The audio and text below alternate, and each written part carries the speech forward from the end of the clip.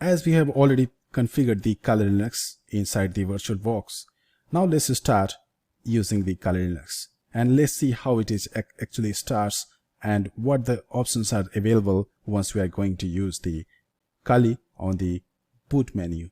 So the first one is the live, that will be the live mode, and other options are also available that we can use for the forensics and the fail-safe USB persistence.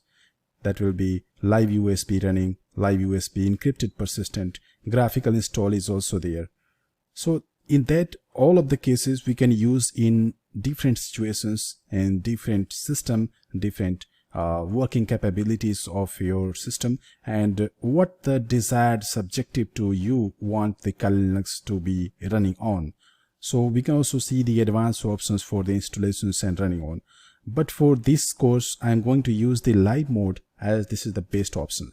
So simply hit the enter and it will be starting up. So we can see the now Kali Linux logo is there.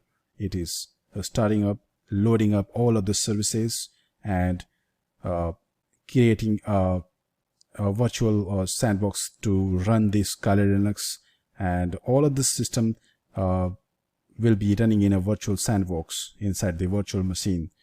We can see all of the programs are running, and now it is almost done to start up for the first screen that we can see here.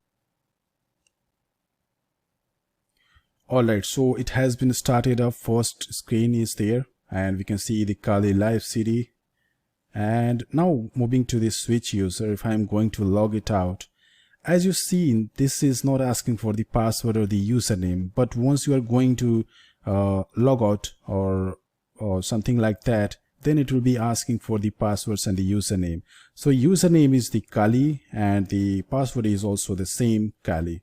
So just hit enter by the username and the Kali Linux, putting the same values, and it will be started up. This is all just for the starting up, firing up the Kali Linux. Now we can do from this screen, like the customizations that we will see in the next lessons for the power management and the display resolutions. See you there. Thank you.